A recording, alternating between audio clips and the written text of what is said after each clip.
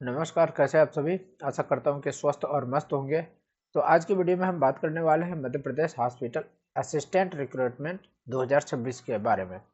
इसमें हम लोग देखेंगे इसके लिए जो हमारा सिलेबस है उसको पूरा इस वीडियो में हम लोग देखने वाले हैं। तो सबसे पहले आपको बात करें कि इसका एप्लीकेशन फॉर्म जो 7 मई से स्टार्ट हो चुका था, 23 मई को ख़त्म हो चुका है और करेक्शन डेट आपका 26 मई तक है। जो भी त्रुटि हो तो आप जाकर सुधार कर ले। और एग्जाम जो यहाँ पर देखेंगे तो 24 जून 2026 से एडमिट कार्ड जो है आपका उससे पहले एग्जाम से पहले आ जाएगा। ठीक है, ये तो रहा सामान्य इसकी जानकारी। अब चलिए अब बात कर लेते हैं कि इसके सिलेबस में क्या क्या आएगा। तो सबसे पहली बात तो आप समझ लीजिए कि हिंदी आपका सिलेबस का एक भाग हिंदी है और हिंदी के बाद गणित रहेगा, विज्ञान रहेगा, सामाजिक विज्ञान रहेगा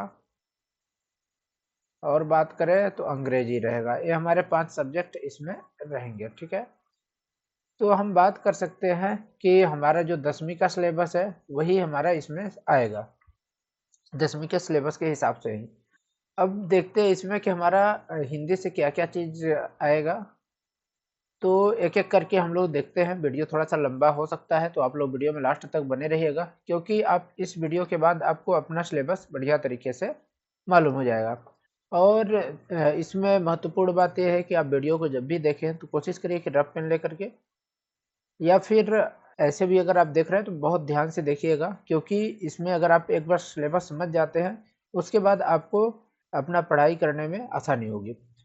तो हिंदी में देखते हैं तो हमारा काव्य खंड रहेगा, फिर गद्य खंड, व्याकरण, रचनात्मक लेखन, कृतिका भाग सेकंड से। इसमें ये सब पार्ट हो गए। काव्य खंड में कहाँ से आएगा? सूरदास के पद, तुलसीदास। तुलसीदास में कहाँ से? तुलसीदास का जो है उसमें राम लक्ष्मण परशुराम का संवाद जो है, देव और जयशंकर प्रसाद, निराला, नागार्जुन। गद्य खंड में देखते हैं तो गद्य खंड में कहाँ से आ सकते हैं प्रश्न?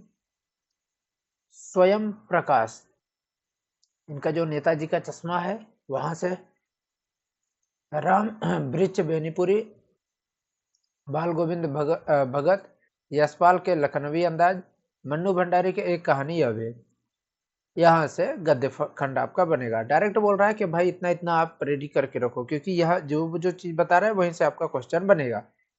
व्याकरण में आएगा रस, अलंकार, संधि, समास, लोकोक्तियां, मुहावरे, छंद। छंद में क्या? दोहा और चौपाई, कवि लेखक परिचय। ठीक है, आइए रचनात्मक लेखन में क्या है?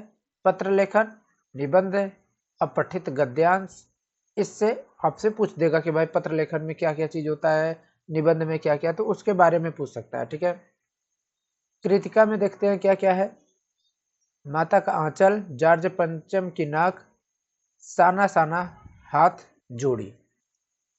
ये कृतिका भाग सेकंड से यहाँ से आपका क्वेश्चन बन सकता है। मैथमेटिक्स में देखते हैं आपके गणित में, तो गणित में क्या क्या कौन कौन से पार्ट से हमारे क्वेश्चन आएंगे? तो वास्तविक संख्या, बहुपद, दो चर वाले रैखिक समीकरण, द्विघात समीकरण, समांतर श्रेणियां, त्रिभुज, निर्देशांक ज्यामिति, त्रिकोणमिति, वृत्त, पृष्ठीय क्षेत्रफल, आयतन, सांख्यिकी, प्रायिकता। विज्ञान में क्या है? रासायनिक अभिक्रियाएं, अम्ल क्षार, धातु अधातु, कार्बनिक यौगिक, जैव प्रक्रम, नियंत्रण एवं समन्वय, प्रजनन, अनुवांशिकता, प्रकाश परावर्तन, मानव नेत्र, विद्युत चुंबकीय प्रभाव, हमारा पर्यावरण। ये हमारा विज्ञान हो गया। सामाजिक विज्ञान में देखते हैं तो सामाजिक विज्ञान में आपको भी मालूम है कि 3-4 में हमारा बांटा रहता है। क्या क्या? इतिहास होता है, भूगोल होता है, नागरिक शास्त्र होता है, राजनीति जिसे बोलते हैं, और यहाँ पर हमारा अर्थशास्त्र। इतिहास में यूरोप में राष्ट्रवाद, भारत में राष्ट्रवाद। भूगोल में संसाधन, वन एवं वन्यजीव, जल संसाधन, कृषि, खनिज, विनिर्माण उद्योग।